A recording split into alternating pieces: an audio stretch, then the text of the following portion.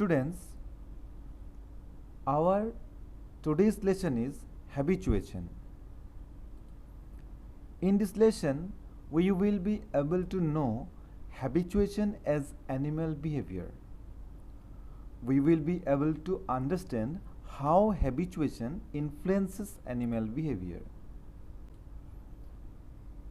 What is habituation? Habituation is a non-associative learning. It is an extremely simple form of learning in which an animal, after a period of exposure to a stimulus, stops responding. It happens because sensory systems of the animal may stop after a while, sending signals to the brain in response to a continuously present, or you can say repeated stimulus. So after repeated stimulus, the brain of the animal stops sending response, and as a result the response goes off, and this is what is called habituation. In this picture you can see a van is parked in the field and elephants are roaming around it. Presence of this van is not disturbing elephants, since vans of this kind frequently or repeatedly visit them. They have understood that such vans are not a threat to their life. This is what called habituation. One good example of habituation is the lack of strong orders or losing response against strong orders. In one experiment, women group were experimented against a specific test stimulus, where the women were asked to rate the pleasantness of a specific test stimulus, and also the amount of salivation was measured. Here you can see the trials were made and salivation were counted. So the specific test stimulus was told to them. Say for example, taste of a particular food were told to them, and what is the rate of salivation took place was measured. It was found that at the initial stage the salivation was high, but as time proceeds and the repetition occurs for the same food types, the salivation rate reduced. This is how the habituation has been grown in this group of women against that specific test stimulus. Similarly, many animals, for example mice, they show a reflex with a jiggle on hearing a surprise loud noise. But when they are exposed to similar noise repeatedly for longer period, you can see here trials were there repeatedly, and this is the amount of jiggle, that kind of response, it means jiggle, number of jiggles came down. Here you can see the number of jiggles came down. From here, starting of that kind of noise, it increased, but since it was repeated for a long time, the habituation has been developed and the jiggle, number of jiggles came down. So this is how the habituation took place in mice, and it happens for each and every animals.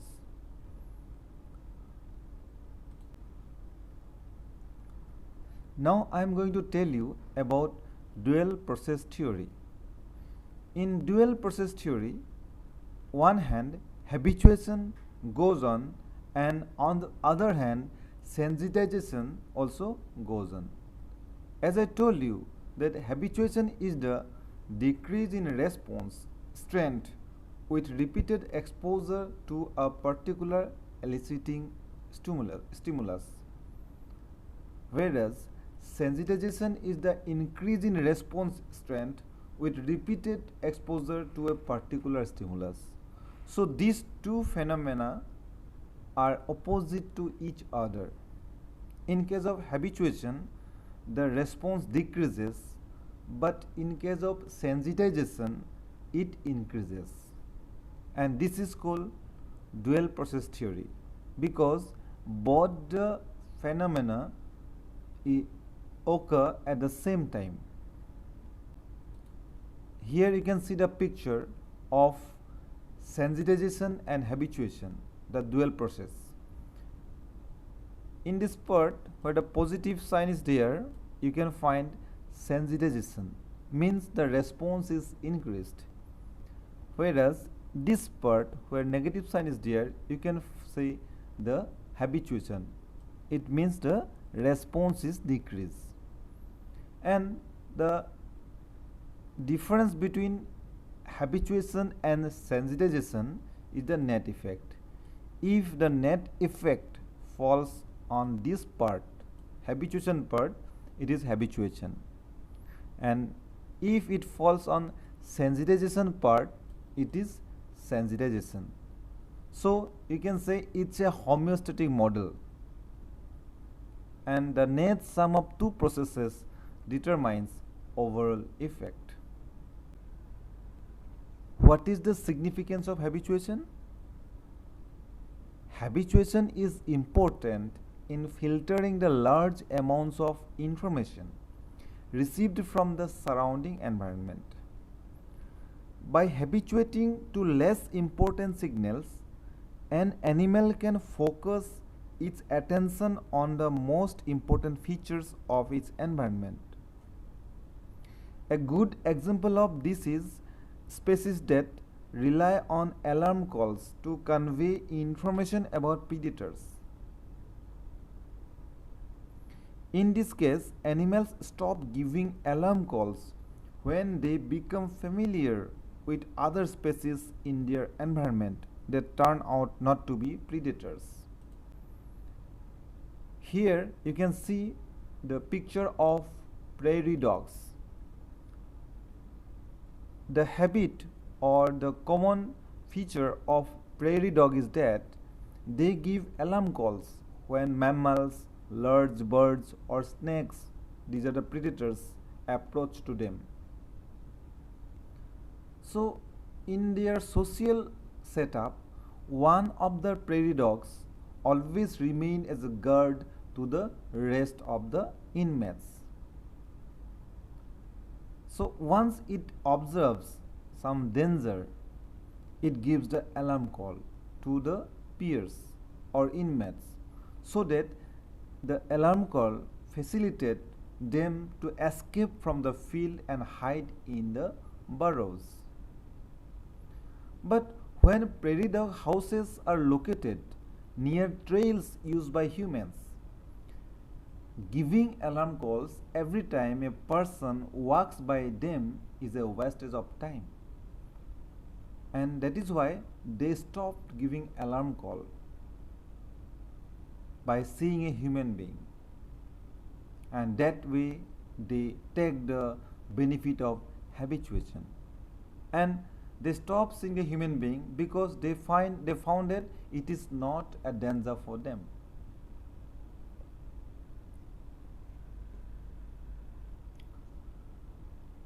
Here you can see a prairie dog standing and escorting the inmates.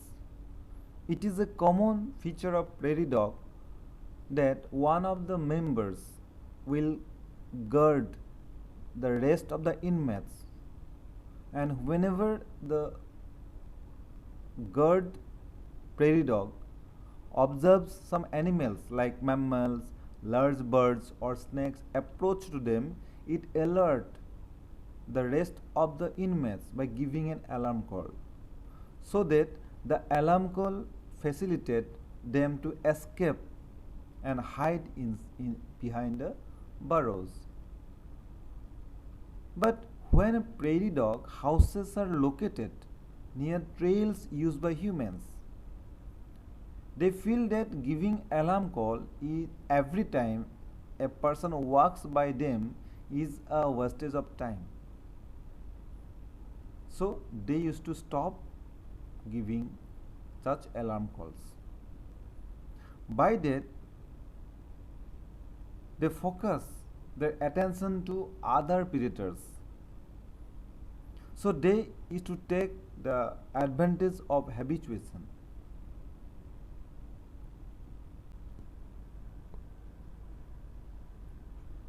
This picture is from Serengeti National Park, Tanzania. I have already explained this picture in the earlier slide.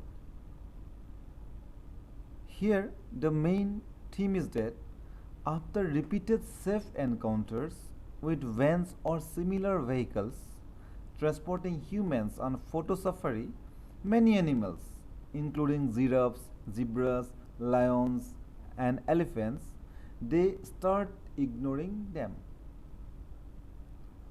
Elephants typically ignore the vans unless the driver provokes them by moving too close. So, once they are habituated with a type of behavior of the vans, they stop responding to this kind of stimulus, which may create a havoc or make them aggressive against this kind of visitors.